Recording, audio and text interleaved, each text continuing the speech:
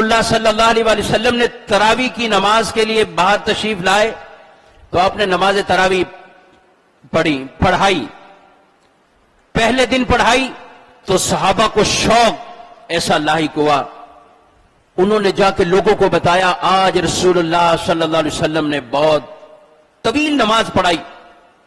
دوسرے دن اور مسجد میں رش ہوا، تیسرے دن اور رش جو ہے وہ بڑھ گیا.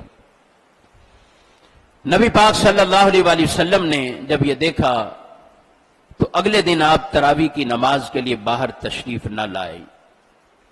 صحابہ کا ایک جمع غفیر ہے مسجد میں، آپ باہر تشریف نہ لائے. صحابہ کرام علیہ رضوان حجرہ مبارک کے پاس جاتے اور جا کر کھانسی کرتے.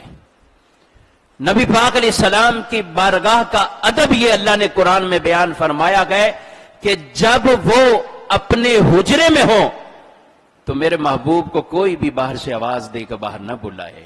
یہ ادب بیان کیا. وَلَوْ أَنَّهُمْ صَبَرُوا حَتَّى تَخْرُجَ إِلَيْهِمْ لَكَانَ خَيْرًا لَهُمْ. آپ آؤ، آ کر بیٹھ جاؤ، صبر کرو، یہاں تک کہ میرا محبوب اپنی مرضی سے جب باہر تشریف لائیں تو یہ تمہارے لیے بہتر رہے گا. تم باہر سے آوازیں نہ دو، ان کو پکارو نہیں، وہ اپنی مرضی سے باہر تشریف لائیں.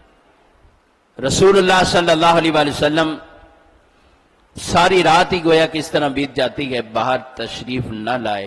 صبح کے وقت آپ باہر آئے، صحابہ بیٹھے ہوئے.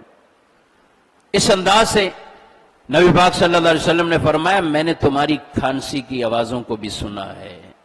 تم قریب آتے تھے اور کھانسی کرتے تھے، پکارتے نہیں تھے، کھانسی کرتے تھے.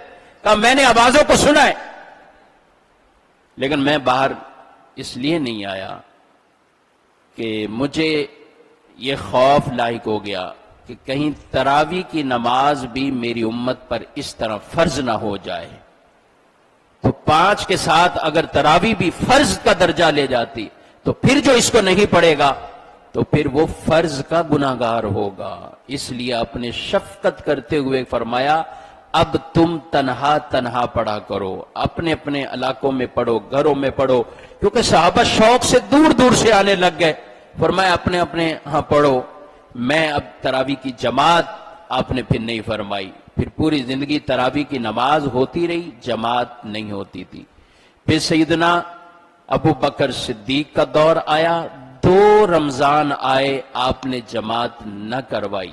پھر آگے حضرت عمر کا دور آیا تو کچھ سال ایسا چلا، پھر آپ نے صحابہ کو جمع کیا اور مشورہ کیا کہ میرے کسی عمل سے امت پر اضافہ نہیں ہو جائے گا.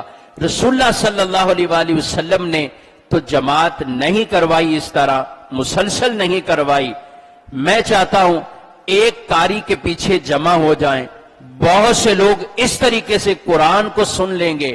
صحابہ سے مشورہ کیا، صحابہ نے کہا بہت اچھا عمل ہے. آپ نے ایک قاری کو منتخب کیا اور پھر لوگوں کو کہا کہ جماعت کے ساتھ تراویح کی نماز پڑھو. اور دوسرے دن آپ آئے اور آپ نے اتنا لوگوں کا جمع غفیر دیکھا اور آپ نے فرض پڑھائے. وہ ان قاری صاحب نے تراویح کی نماز پڑھائی. حضرت عمر نے کہا کہ یہ بہت اچھی بدعت ہے جس کا آج ہم نے اجرا کیا ہے. اب غور کریں، آج اگر ہمیں کہا جائے اپنی اپنی تراویح کی نماز پڑھو تو ہم میں سے ایک تعداد ہوگی جو ویسے ہی ادھر سے ادھر اور ادھر سے ادھر ہو جائے، نہیں پڑھ پائے. لیکن ایک اس عمل سے کتنے لوگ صرف ہمارے ملک میں نہیں، حرمین طیبین کہاں کہاں کس کس انداز سے یہ اہتمام ہوتے ہوئے آ رہے ہیں، ہو رہے ہیں، ہوتے رہیں گے.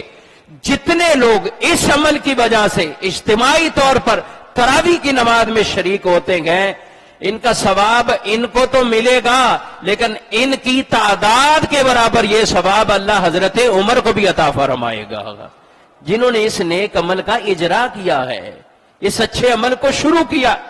کیونکہ رسول اللہ صلی اللہ علیہ وسلم نے فرمایا جس نے اسلام میں اچھا کام شروع کیا اللہ تعالیٰ اس کو ثواب تو دے گا، اس پر عمل کرنے والوں کی تعداد کے برابر اللہ ان کا بھی ثواب ان کو تو ملے گا، لیکن اتنا ہی ثواب اللہ تبارک و تعالی اس بندے کو بھی عطا فرمائے گا، اتنا